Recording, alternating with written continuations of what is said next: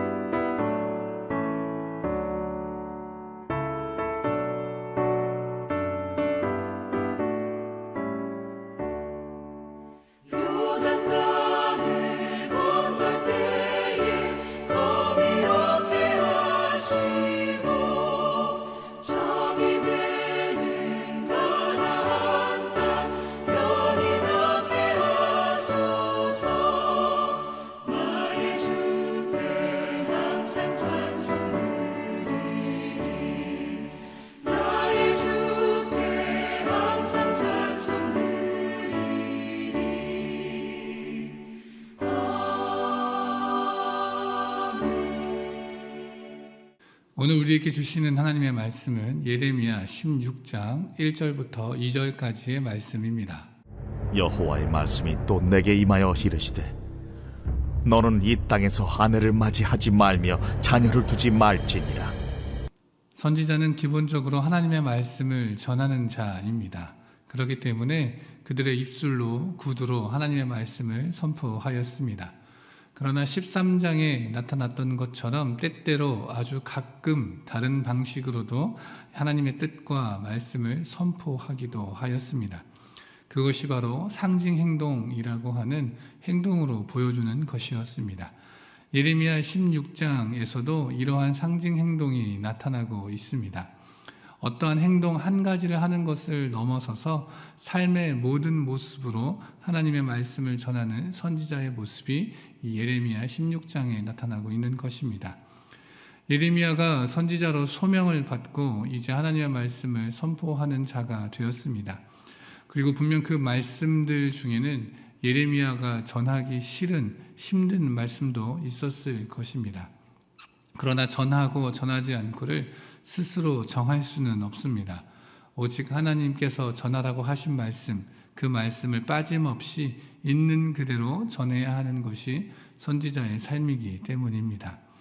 그렇기에 선지자의 삶은 사람들로부터 외면을 받기도 하였습니다.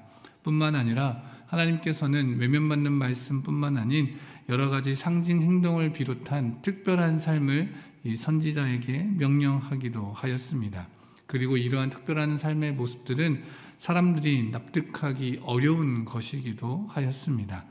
그럼에도 선지자는 그러한 삶을 살아가야 하는 자신의 모든 삶의 부분들이 하나님께 붙들린 존재들이었습니다. 예레미야 16장에 나타나는 하나님께서 명하신 상징 행동은 인생 전체의 삶으로 살아가야 하는 두 가지 금지 명령입니다. 첫 번째는 아내를 맞이하지 말라이고 두 번째는 자녀를 두지 말라라고 하는 명령입니다. 아내를 맞이하지 말라라고 하는 것은 고대의 사상과 비교해 볼 때 굉장히 낯선 것입니다. 아내를 맞이하고 또 많은 자녀를 출산하는 것은 고대로부터 자손의 번성과 맞물려 있는 것으로 큰 축복으로 이해된 것입니다. 반대로 자녀를 출산하지 못하는 것은 큰 불행으로 간주되었고 그렇게 된 여성들은 자신의 하녀를 남편에게 주어 낳은 아이를 양자로 받아들이기도 했던 것입니다. 이 두 가지 금지 명령은 예레미야 개인에 대한 명령으로 그치는 것은 아닙니다. 이것은 백성에게 선포될 하나님의 말씀을 이미지로 보여주는 것입니다. 예레미야가 혼인을 하지 않고 자녀를 낳지 않는 모습을 통해서 이스라엘 백성들이 그렇게 단절될 것이다 라고 하는 것을 묘사하게 되는 것입니다. 다시 말해 예레미야에게 평생 아내와 자녀를 갖지 않게 하심으로써 그의 삶 전체에서 유다가 당할 참상을 나타내는 것입니다. 자녀들이 없으면 어떤 일이 벌어지겠습니까? 심판의 그때에 사람이 죽게 된다 하더라도 그 죽은 사람을 매장할 사람이 없게 되는 것입니다. 아무리 기쁨과 축복이 있다 하더라도 더 큰 슬픔과 더 큰 아픔으로 그 기쁨과 축복이 가리우게 되는 심판 때의 그 참혹한 모습을 예레미야에게 삶으로 나타내게 하신 것입니다. 결국에 이들이 받게 될 심판의 모습이 기록되어 있습니다. 하나님께서 허락하신 땅에서 쫓겨나서 주야로 하나님이 아닌 다른 신들을 섬기게 될 것이다 라고 하는 것입니다. 그들이 이제까지 살아오고 원했던 대로 다른 신들을 섬기게 되는 것을 심판이라 말씀하십니다. 그런데 실로 그렇습니다. 하나님을 완전히 떠난 삶, 하나님 앞에 완전히 떠나서 하나님을 찾는 것이 아니라 다른 것들을 구하는 삶, 이것이야말로 가장 큰 심판이자 형벌입니다. 하나님이 계시지 않는 곳, 하나님이 없는 곳에는 인도하심도 보호하심도 은혜와 구원도 없기 때문입니다. 한 가지 희망이 있다면 이 선포가, 이 심판의 메시지가 백성들에게 들리우고 있다는 것입니다. 이 심판의 메시지조차도 은혜인 것입니다. 하나님께서 심판하시지만 그럼에도 마지막 끈을 놓지 않고 있다라고 하는 것이 바로 이 심판의 메시지가 있다는 것입니다. 정말 큰 악을 범하였고 그리하여 하나님께서 심판하시지만 여전히 그들에게 내가 너희에게 이러이러함으로 심판한다라고 말씀하시는 것, 그 하나님이, 그 말씀하시는 하나님이 바로 희망입니다. 오늘 우리 가정에게 주시는 하나님의 말씀이 있으십니까? 그 말씀이 우리의 마음을, 우리의 생각을, 우리의 삶을 혹 불편하게 하고 어렵게 하십니까? 말씀대로 살지 못하는 우리 가정에 이 주시는 말씀들이 참 이렇게까지 해야 하는 어렵고 불편한 마음의 짐으로 다가오지는 않으십니까? 그렇다 할지라도 그 모든 말씀이 은혜입니다.